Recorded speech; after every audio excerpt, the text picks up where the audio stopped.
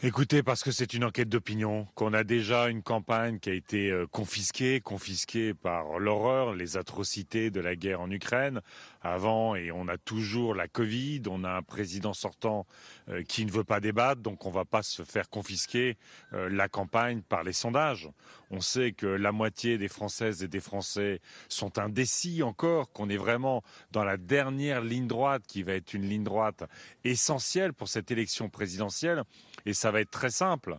Si vous voulez qu'on prenne soin du climat, si vous voulez qu'on prenne soin de la biodiversité et de la nature, si vous voulez qu'à travers ça, il y ait plus de justice sociale, il y ait le retour des services publics, l'hôpital, l'école, le commissariat, le tribunal, eh bien dimanche prochain, il faut voter écologiste.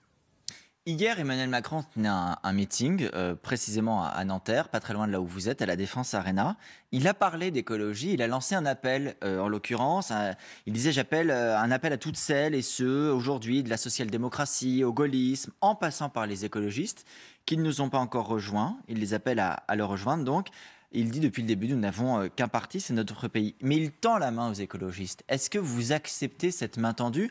Pas pour le premier tour, bien sûr, votre candidature est là, mais peut-être pour la suite si vous n'emportez pas la présidentielle.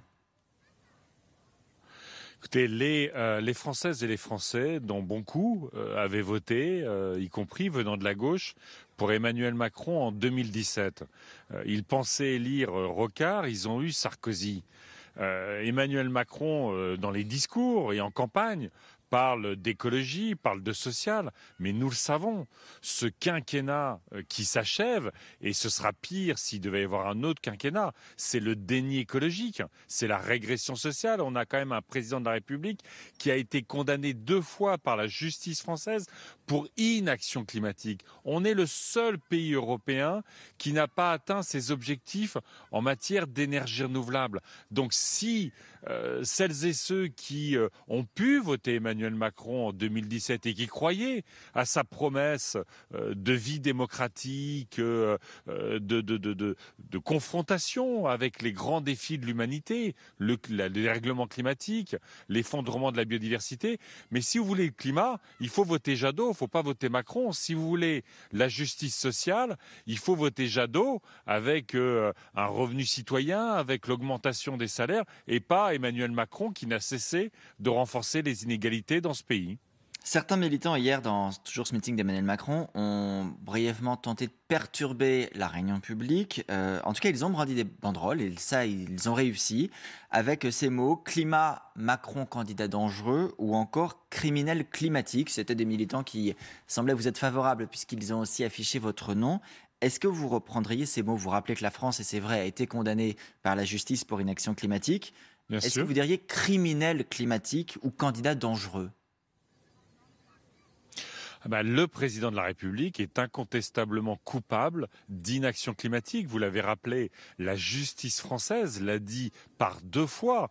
Et vous savez que le prochain président de la République, qui devra, il faut l'espérer, suivre l'arrêt de la justice française, devra rattraper tout ce qui n'a pas été fait par Emmanuel Macron. On est quand même encore dans une semaine où on a beaucoup de nos agriculteurs, et notamment les arboriculteurs et les vignerons, qui craignent les gels tardifs après une période de redoux. On a le Poitou-Charentes, les Pyrénées-Orientales jusqu'en Provence, une sécheresse qui s'avère absolument dramatique pour les mois qui viennent. Les événements climatiques extrêmes, on les voit partout dans le monde, et donc il nous faut prendre en main ce grand sujet, et surtout en faire un levier de mobilisation extraordinaire de notre société. C'est de l'innovation dans les entreprises, c'est de la relocalisation des entreprises sur nos territoires, c'est enfin, parce que ça n'a pas été fait pendant 5 ans, isoler les logements. Emmanuel Macron ne l'a pas fait, nous le ferons. C'est déployer les énergies renouvelables. Emmanuel Macron ne l'a pas fait, nous le ferons. C'est investir dans les transports collectifs. Emmanuel Macron ne l'a pas fait, nous le ferons. Donc les enjeux qui sont là sont des enjeux absolument majeurs, et malheureusement, 5 ans de quinquennat Macron, c'est le statu quo, et on voit combien ce statu quo, c'est la perspective du chaos climatique et de la régression sociale. Mais est-ce qu'il est le seul responsable, Yannick Jadot? Hier, il en a appelé à l'Europe. C'est précisément le nom de votre parti, Europe Écologie Les Verts. Emmanuel Macron disait qui mieux que l'Europe pour la neutralité carbone en 2050? Est-ce que ce n'est pas un combat à mener à 27 dans lequel la France n'est pas seule responsable et coupable? Vous avez raison. C'est un combat, de toute façon, c'est un combat à l'échelle de l'humanité, c'est un combat à l'échelle de la communauté internationale. Et vous avez parfaitement raison de dire que l'Europe doit prendre ce sujet en main de manière encore plus ambitieuse. Mais regardez, par exemple, l'objectif européen de réduction de nos émissions de gaz à effet de serre sur 2030, c'est moins 55%.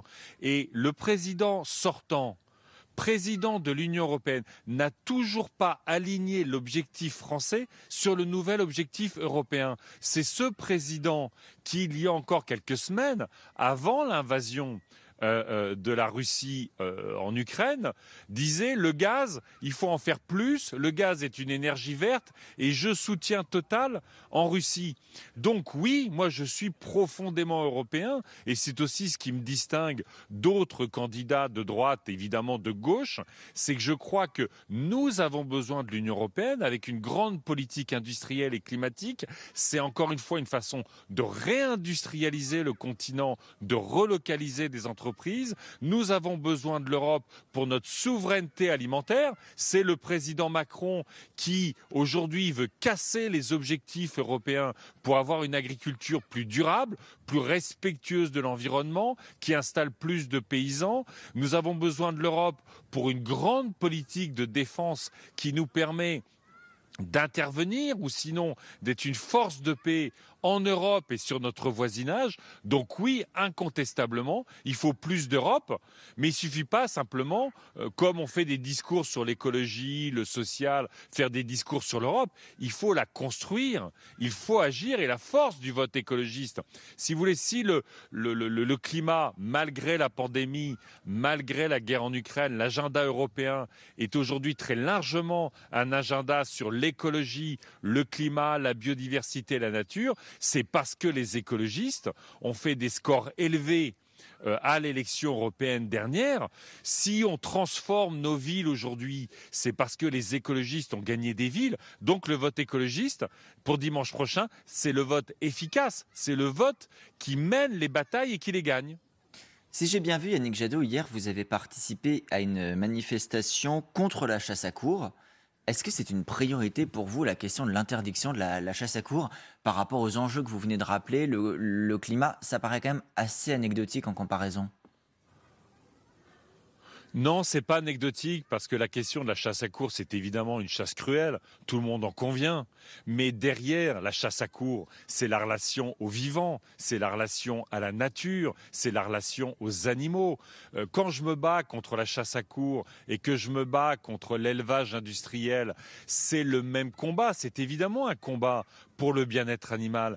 Mais c'est un combat, vous le voyez bien quand on parle d'élevage industriel, c'est le combat pour des revenus dignes pour les paysans, pour le respect des animaux, pour le respect de l'environnement. C'est le combat de la souveraineté alimentaire. Parce que l'élevage industriel, les animaux sont nourris avec du soja qui vient du Brésil et qui participe des incendies et du massacre de l'Amazonie et donc du climat. Cette agriculture industrielle que je veux transformer avec les paysannes et les paysans, aujourd'hui elle dépend des engrais azotés de la Russie qui participent du dérèglement climatique. Donc vous voyez ces mesures qui peuvent vous apparaître anecdotiques. En fait, derrière, c'est l'ensemble de la façon dont on produit, c'est l'ensemble de notre aménagement du territoire avec de plus de paysannes et de paysans alors qu'aujourd'hui ils disparaissent. C'est l'ensemble de notre alimentation. On voit tous les problèmes de la malbouffe. Le diabète, les maladies chroniques, le surpoids, l'obésité qui se développent à un rythme absolument dramatique dans notre pays. C'est tous ces enjeux-là qu'il y a derrière. L'écologie, c'est pas simplement respecter la nature, c'est pas simplement défendre la nature parce que nous faisons partie de la nature, c'est repenser notre société, lui redonner du sens, de la bienveillance et un avenir pour notre jeunesse. Autre sujet, Yannick Jadot, dans le cadre de votre déplacement aujourd'hui, vous vous intéressez également au cas des réfugiés ukrainiens. Si j'ai bien noté, hier, Emmanuel Macron d'ailleurs a Oui. remercié les collectivités, les Français qui participent à cet accueil sur notre territoire. Est-ce que vous, Président, la France, accueillerait encore davantage de réfugiés que ce qu'elle fait déjà? Ou est-ce que vous considérez que l'effort est à la hauteur de ce que peut accepter notre pays? Mais la question n'est pas de savoir combien on en accueille. Euh, C'est pas un détail. L'ensemble des réfugiés, non, non, mais je sais, mais l'ensemble des déplacés de la planète ne veulent pas venir en France. On a toujours l'impression dans notre pays que on accueille tous les déplacés du monde ou personne. Je veux dire, les Afghanes et les Afghans qui ont fui le régime taliban sont d'abord réfugiés dans les pays limitrophes. Même chose pour les Syriens, même chose aujourd'hui pour les Ukrainiennes et les Ukrainiens. Alors il y a en ce moment, et il faut s'en réjouir, un vrai élan de solidarité des Françaises et des Français pour les réfugiés, les déplacés ukrainiens qui vivent les atrocités et qui sont sur les routes de l'exode. Et moi, je suis très content qu'il y ait un mouvement de Français pour accueillir, que les associations qui ont tant de mal à travailler d'habitude puissent le faire de manière très efficace et que l'État, enfin, s'y mette. Mais quand on est survivant et survivante, qu'on vienne d'Ukraine ou d'Afghanistan, notre accueil doit avoir la même dignité. Et le président Macron, tant mieux, met les moyens aujourd'hui pour qu'on trouve des hébergements pour les Ukrainiennes et les Ukrainiens. Mais pourquoi les mêmes jours arracher les tentes des Afghans ou des Syriens qui ont vécu des traumatismes équivalents? Nous, on n'est pas pour faire le tri entre les survivantes et les survivants, des personnes qui ont souffert et qui aujourd'hui, légitimement, justement, doivent bénéficier d'un accueil digne dans notre pays. Au programme de votre déplacement aujourd'hui, Yannick Jadot, il y a également un match de football. Hier, Éric Zemmour était en déplacement dans les Bouches-du-Rhône. Il a voulu participer justement à un rapide match avec quelques-uns de ses partisans dans un club qui a été fondé par Zinedine Zidane. Et il s'est fait sortir du terrain. Les propriétaires ne souhaitaient pas sa présence, en particulier parce qu'il ne s'était pas annoncé au préalable. Est-ce que vous le déplorez? Est-ce que vous considérez que tout candidat à la présidentielle, quelles que soient ses idées politiques, peut ainsi, lui aussi, avoir utilisation d'installations comme n'importe quel autre citoyen, sans que ses idées politiques soient prises en compte? Mais moi, j'ai toujours été pour le débat démocratique. Mais la situation que vous citez hier, et vous l'avez rappelé, c'est Éric Zemmour qui a tenté de masquer l'activité qu'il organisait. Mais c'est quoi cette façon de faire de la politique où vous essayez, vous mentez et vous essayez de masquer votre présence sur un stade? Voilà, moi quand je me déplace, quand je fais, ça m'est arrivé d'aller dans des associations. Et là, aujourd'hui, l'idée, c'est pas simplement de faire un match de foot, c'est de parler du sport, c'est de parler de la jeunesse, notamment la jeunesse dans les quartiers populaires, qui est tellement discriminée, alors elle a une énergie, une créativité, une diversité magnifique, qui participe et qui doit continuer à participer de l'enrichissement de notre société. Écoutez, si Zemmour est obligé de se cacher aujourd'hui, c'est d'abord sa responsabilité. Nous, on fait campagne à visage découvert. Nous, on est très heureux, encore une fois, dans les minutes qui viennent, de discuter avec la jeunesse des quartiers populaires pour parler lutte contre les discriminations, pour parler métier, pour parler activité et pour parler sport, parce qu'on sait à quel point le sport, là aussi, a été maltraité pendant ce quinquennat. Et moi, je veux que chaque jeune puisse faire 1 heure de sport par jour, en plus des cours d'éducation physique, parce que le sport, c'est la mobilité, c'est la santé physique, c'est la santé mentale, c'est le lien social, qu'il y a des millions et des millions de pratiquantes et de pratiquants dans notre pays et qu'il n'y a pas assez d'installations. Donc moi, je veux renforcer, Merci. multiplier les installations sportives pour que tout le monde puisse faire du Merci sport. Yannick Vous Jadot. voyez, là, l'écologie, c'est l'enthousiasme et c'est le collectif. Merci d'avoir été en direct avec nous donc depuis Nanterre.